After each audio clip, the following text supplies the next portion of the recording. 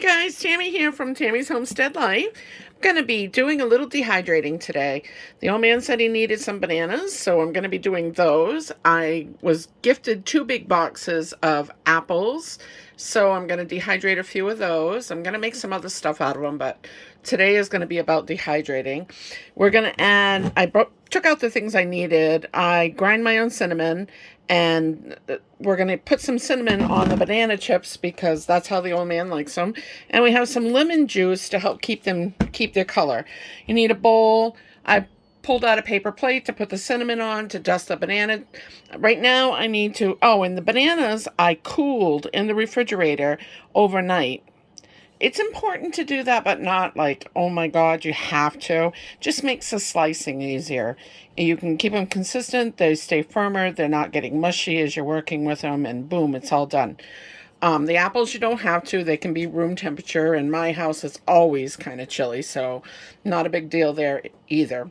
All right, I'm going to get slicing, and I'll come back once I got them all cut up. All right, guys, I have my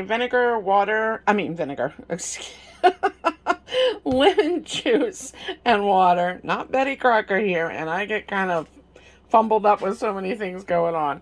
But lemon juice and water mix, and I have some bananas sliced up and in it, and I've already started dipping them in the cinnamon and getting them layered on the rack. I figured I'd just show you how I do it. I literally get my fingers dirty doing it because that's what you have to do. I just dip it in. I'm going to try to do this with one hand.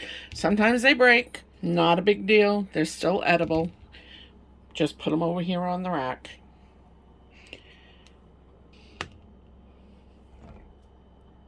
Well, this is hard to do. One hand. Plus, I'm trying to watch what I'm doing above the camera and trying to see what I'm doing with the camera. Craziness. My son usually helps me, but he's kind of preoccupied himself today. All right, so, and I'm too lazy to go dig out the stand. It's just as easy to do it this way.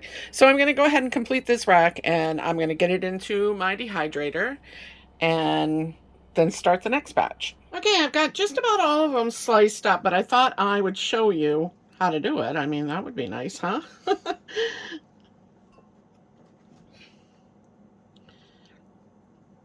You want about 1/4 of an inch. And I know you're going to look at these and go, Tammy, there's some that are a little bit more or a little bit less. Well, that's okay. We're just getting her done. You don't have to be a perfectionist at it.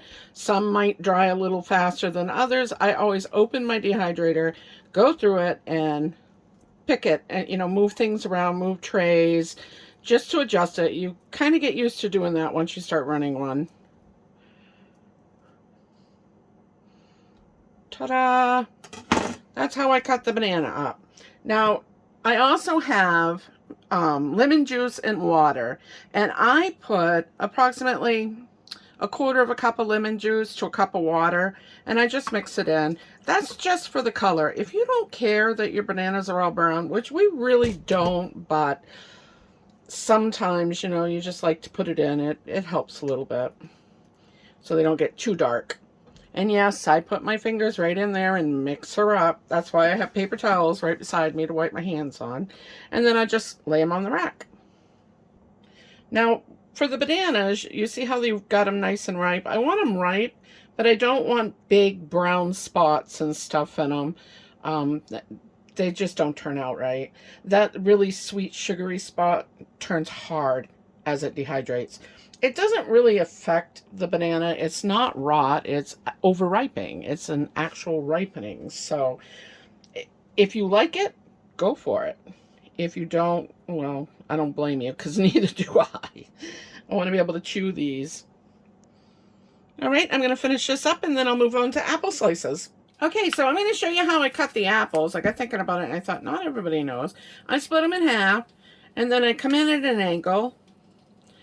Go the other side at an angle and just lift that out. That right there will go out to the pigs. I don't peel them. These are really good apples, so I'm not going to peel them. The peeling is not going to hurt anything, and the dehydration has nutrients in it and flavor, so why throw it out? Slice them, put them in my lemon water, Finish this piece up. Then I'm going to put some on the rack. I can remember back in the day when these were strung. We'd cut them in slices like this, and then we'd put them on strings and hang them up. Some people would use them to, they do the whole round part and leave the core in the center. Some people would use them for their pies. Some people would simply use them for decorations for making apple wreaths in the fall. And then I just layer them on the tray just like I did the bananas.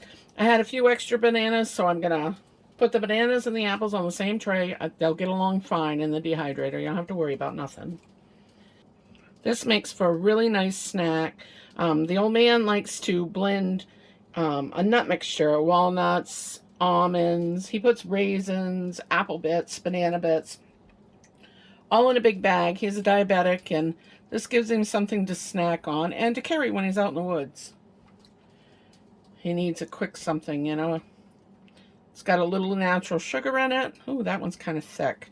When they're that thick, they're not going to dehydrate properly. So just, you know, thin them out. Give them another little slice and pop them on. It's a beautiful thing. All right, guys, I'm just going to continue loading up this tray and get a few more trays done. And when I'm ready to get the dehydrator started, I'll come back and let you know. I forgot to show you how much distance I put between a full rack of just the apples. I have the bananas on the other ones. I might even squeeze a piece in here. I'm a big one on trying to fill this up as much as I can. You want a little air to circulate in between them. But remember, these are going to shrink. So you're going to have a lot of space when this is all said and done. It's just a matter of making sure the air can circulate a little. But they don't have to be, 2 inches apart. You want to fill your racks up. So I decided, seeing how I mentioned an apple wreath, why not do the last 3 trays in the dehydrator to make an apple wreath. Woohoo! It's going to be fun. I haven't made one in a long time, but boy, they're a lot of fun. And they're nice housewarming gifts. They'd make a nice holiday gift to give away. It's a frugal way. Why not? So anyhow, I cut the bottom off with a knife. I use a bread knife. I'll tell you why. Because it's like a saw. It cuts evenly and smooth. That's my choice. And then I just this is an old mandolin. You can see she's broke. She's old. My son's 15 and I've had her probably 2 years before him. So about 17 years old this old gal is. It has screws in it. The old man takes that out and just sharpens this for me. Anyhow, so then I slice them on here. And the reason for that is you get better consistency in your slices. Because you're doing a wreath. You want them to be, consistent when you're laying them out when you're doing the wreath itself. I'm going to do a small wreath, so I think 3 trays of dehydrated apples would be fine. But I also had told you about stringing them, so I'm going to tell you real quick. See this little star here in the center? You run a string right through it, and even if it doesn't have it, just go through the center. And you tie a knot in between each apple slice so that there's air that can circulate. String them as long as you want, hang them from a hook, let them stay until they dry. They'll shrivel up. I've done all kinds of things with apples in the past. Made dolls, did wreaths, you name it. But I thought this would be fun, so why not? All right, I'm going to load the dehydrator now. This is my last tray. Once I get it in, then I'm going to turn the dehydrator on. Dakota, can you grab that basket of fruit from up top there? Yes, yeah. I can. Thank you. Now, this dehydrator was gifted to me last year from a really good friend, Jen, from over at Homestead Corner. And I absolutely love it. Up until then, I had 2 of the old-fashioned round dehydrators, and they worked beautifully. And before that, I dried things on racks, screens, in the oven, whatever I had. But this little rig actually has a button on it for vegetables and fruit right there. And I want to set this, it has a temperature control. I want to set this, I want to set this for 130. Now the round one doesn't have that. Now this is set for 7 hours and we actually want it for 12. That's the maximum. Once it's all done, I'll come back and show you how it all turned out. Okay, so this is what we ended up with. Banana chips. Beautiful. The old man's already taken some of those. That's why it's not quite as full. And then I have some apple slices that I did. And I left the peel on. They're good just that way. And then I have the rounds. Now you can eat these rounds this way too. You'll have a little bit of the core and with me seeds because I didn't take anything out. Remember, I'm going to be making a wreath out of those and I'll have a video on that. All right. For all those that are subscribed to my channel, I can't tell you thank you enough. I appreciate you being here and spending some time, and I hope you're getting something out of the video. If nothing but company, that warms my heart. And if you haven't subscribed yet and you like what you see, please go ahead and hit that subscription button. And don't forget to pound the thumb. By hitting that thumbs up, you're putting me out there in the algorithm so that YouTube knows that my videos are being watched, and it helps me be seen more. And if you want to share, that would be awesome. All right, guys, I enjoyed doing this. I hope you got something out of it.